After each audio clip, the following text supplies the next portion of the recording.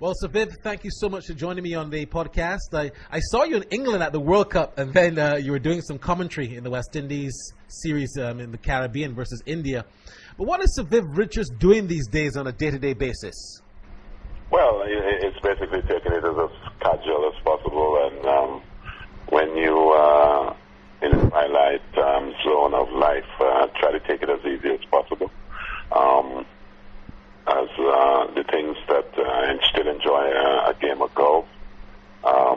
Whenever I get the opportunity to, I do spend some time with the PSL. There have been opportunities. I've done some work with the Sony Group, and I'm also an ambassador with the AUA, which is the American University of Antigua, and it is a venture that keeps me energized, it has kept me basically on the go for a while. And whenever I get the opportunity to get some rest, I also enjoy that also. The PSL, that's going to be exciting next year because I understand that all matches will be played in Pakistan come what may. A good thing for world cricket to finally get some big cricket back in Pakistan full time? Yes, it's the Pakistan crowd have been magnificent.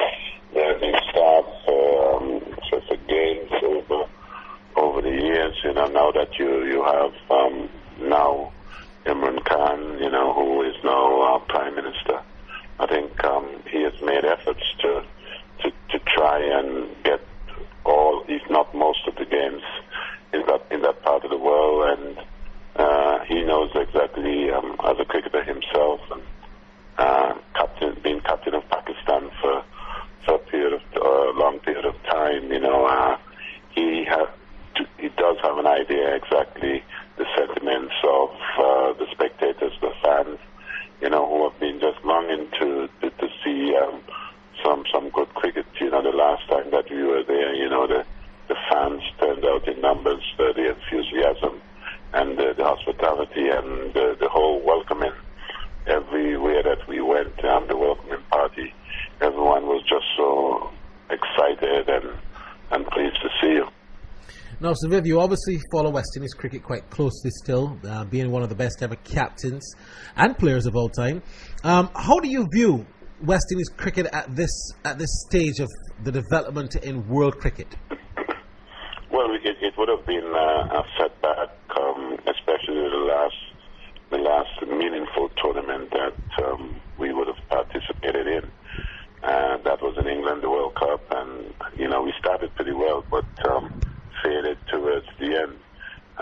The potential, basically, that and the excitement that I think we all had at the time, especially with the start, that we were going to see maybe that turnaround, especially in the 50-over tournaments in itself. We were going to show some mass improvement, but we failed towards the end.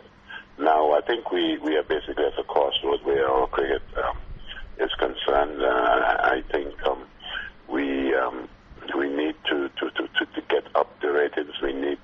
And we got to find ways and means of doing that. The planning factor, not just basically for the series that we have ahead and the tournaments ahead, but also for the future. And these are things we got to take in mind. Would you like to play perhaps a role in West Indies cricket? I mean, like you said, you do these things, going to PSL and mentoring some other teams, but not a lot happening for you in West Indies cricket. What role, if you had to be offered one, would you like to play? Well, to be fair, I'm pretty happy with what I'm doing now. There are times sometimes we do not quite maximize sometimes the individuals that we have in the region. Sometimes and I hate working in an environment where it's sporadic in its thinking.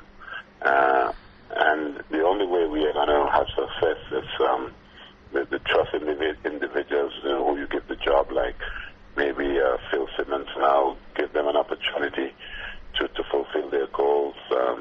The part sometimes, the things that sometimes can be played from the outside, sometimes can mess things up on the inside. So I'm just hoping that Phil gets the opportunity to fulfill his duties, and all who are around him, you know, and knowing the necessity, what is needed to turn West Indies cricket around and to get it back on solid foundation.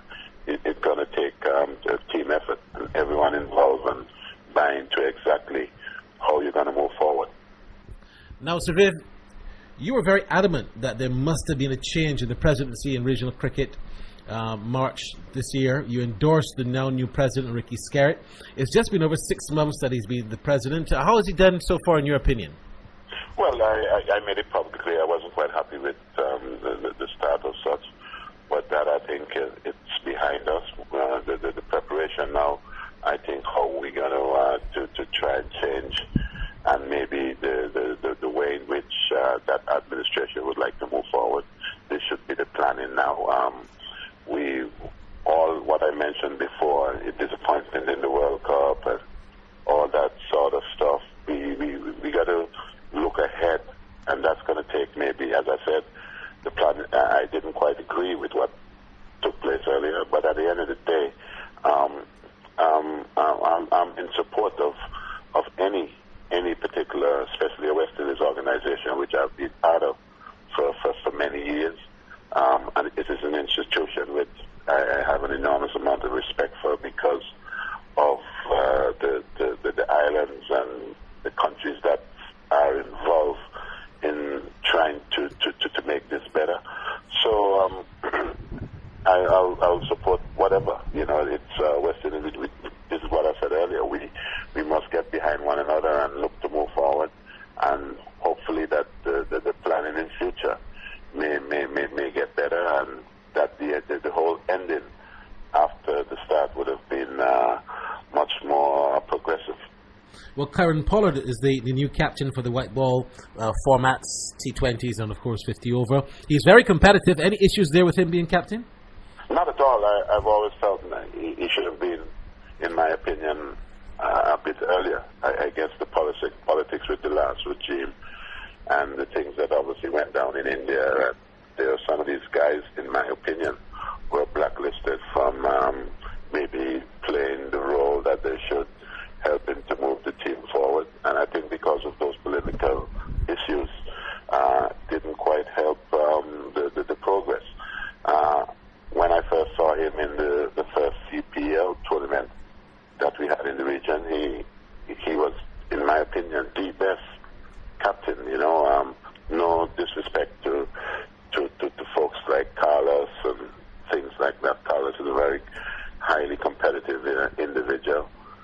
Would have won us a World Cup off his bat the last outing, but he was put in a position because of those political reasons, and I think he would understand that as well, because I think he's a very sensible and knowledgeable, and in my opinion, have an idea what it's all about. So no issues with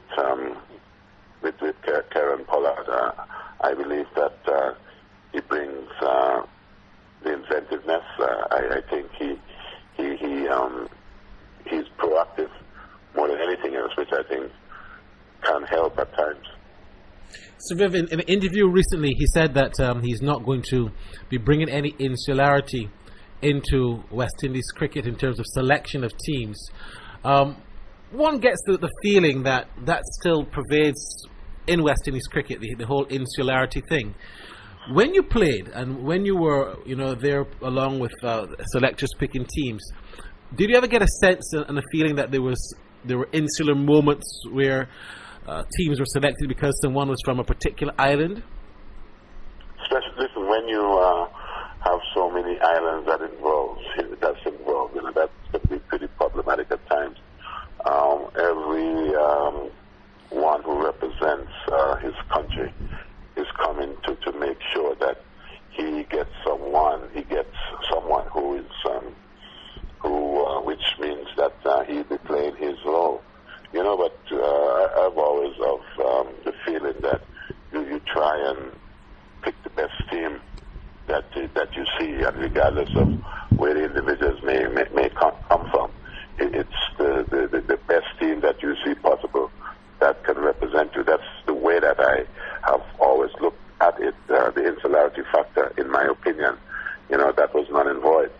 Since you left the game, there have been many changes in formats, lots of rule changes as well. There's the T20, as you know, in Dubai now. There's a T10 competition. And now, only last Sunday, England launched their 100 tournament for the summer of 2020 in England. What do you think about that new 100-ball tournament format? Well, everyone is trying something new, I guess. The way it looks at times, really, it could maybe look into rival maybe what takes place in India, the T20 tournaments around the world. This is the first ever. It's obviously, it's got to be played in the home of cricket. So let's see. We are looking to move forward, and the best way is that we can maybe put bums on seats. Let's see how it goes. Every experiment where the game is concerned, moving forward, it is always a challenge. So let's see what happens. What I know for sure, there are some individuals some very high-powered individuals who, in terms of the draft, which would highlight that particular tournament in itself, some of the best players at that in the white ball game in itself. I also saw maybe a disappointment for maybe Karen Pollard in himself also. Chris Gale, they have not been drafted, so at the end of the day, that's what it's all about, So you actually do think that the 100 can rival T20s and rival IPL cricket? Well, I'm only looking at it in something new. It is something totally different. This is 100 ball compared to 120. So it is maybe the guy's got to get the wheels on and maybe put the foot down on the accelerator. So let's see. It is something different, and anything that is different, people are always pretty curious to see where it goes. Now, what made Sir Viv Richards so fearless? Not only back in the day, but still now, he's still a very fearless individual. How did you do it? I'm not quite sure about the fearless business stuff, because when I look back and I see the just the maroon cap, and sometimes, especially with the Philip Hughes issue, I was in bed and I was watching the news, and I saw, I think it was on CNN at the time, when I think it was the guy Abbott bowled the bouncer, and he went to have a little, or he just maybe flinched a little bit, got hit to the back of the head, and I sort of got into a cold sweat in bed at the time, because, I'm saying, wow, he had a helmet on, and in those days, you used to just go with just the cap, and, I'm just thankful for, to the Almighty Father, all those, who were looking after me at that time, because that, to me, was just outrageous, what most of us, the Sonic Vasquez and the folks, who went out there before, without also the restriction of bouncers and things like that. So, it was just crazy stuff, Barry, to have ever been in some of those encounters, down under Lily and Thompson. And to be talking to you now, I'm thankful, Who was the fastest bowler you ever faced? I've always felt that Jeff Thompson was an individual that I felt was more lethal than anyone else. He didn't have to bowl bouncers. He had this ability to get the ball to just kick up from a very good length, and at that pace, it was always going to be problematic. How did you get the name Master Blaster? I'm always curious to find that out. I'm not quite sure. We as Caribbean people, it could have been someone around the world, some newspaper, I guess, after an innings or whatever, and because my style basically was to be on the attack and look to entertain. I felt that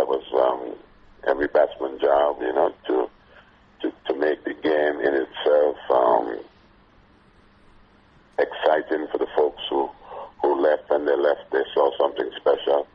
You know, this is how I felt all the time. So I guess because of that sort of thinking, and when it works, sometimes you are successful.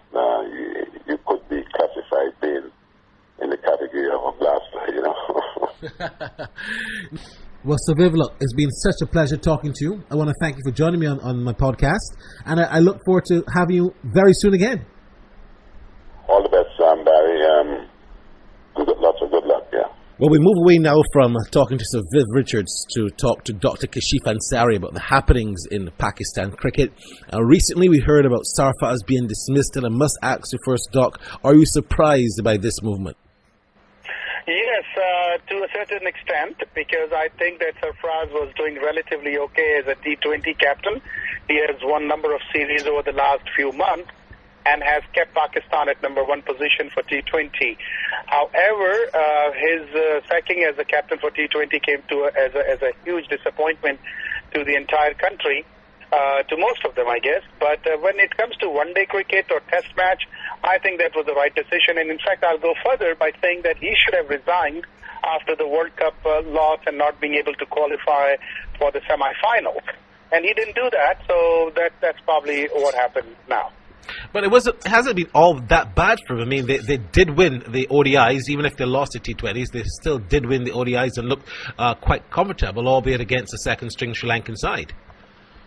Oh, you are right about that, but the thing is that winning those two ODIs in Karachi against a B or C Sri Lankan team did not get them any merit points in view of their followers.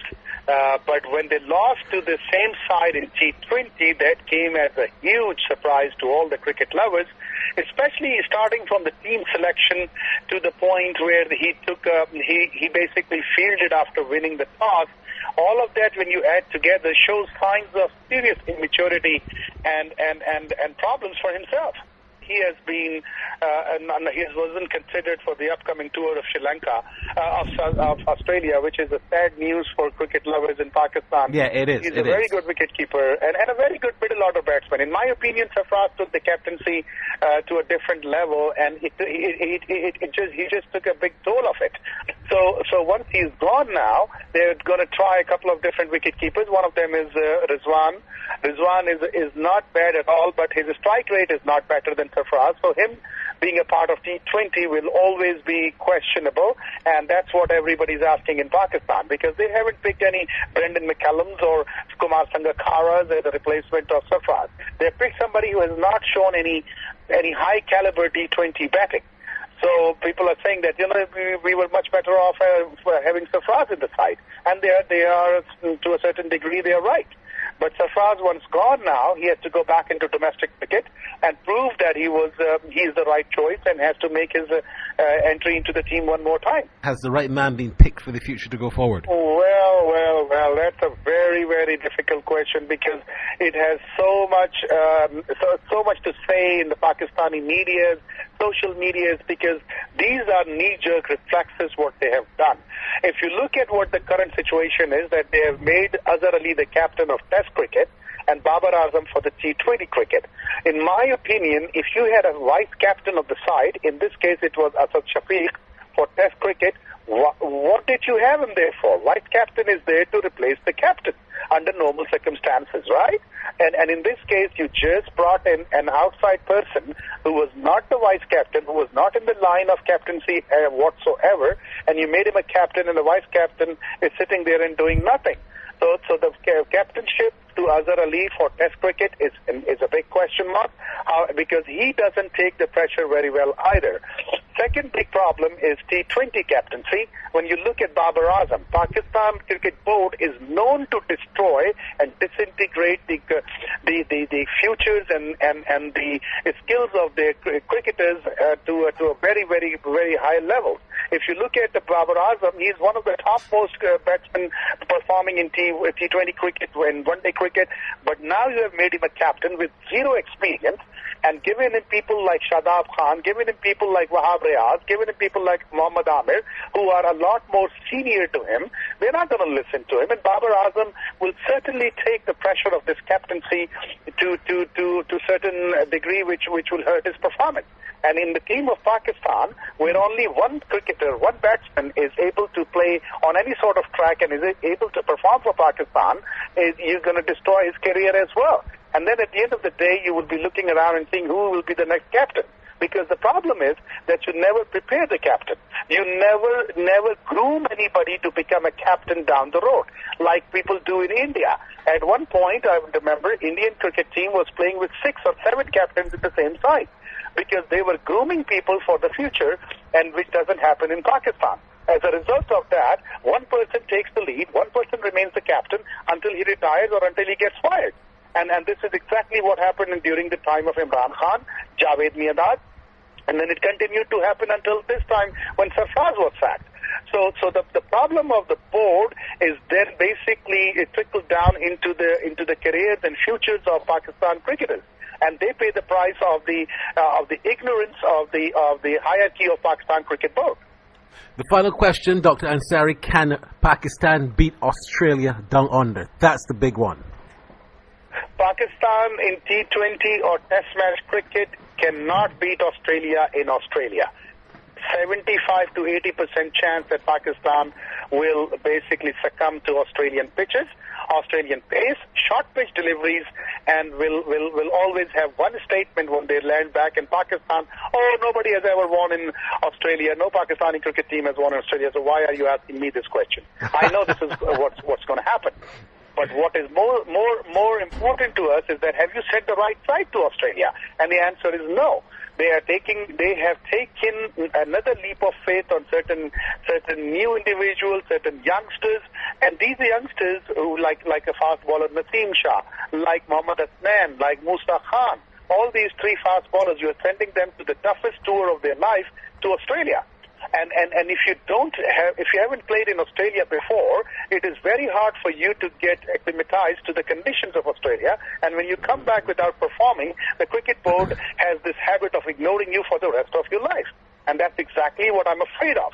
And the choice of the players they have made during the recent team announcement is quite pathetic, and it is quite disturbing and disappointing for the cricket fans in Pakistan. Well, thank you very much, Dr. AN-SARI. Thank you so much to Viv Richards for being part of our podcast. We are on Twitter at LINE&LENGTH, and of course right here on Facebook and SoundCloud. I'm Barry Wilkinson for our second Line&Length podcast. Stay tuned as we have more next week.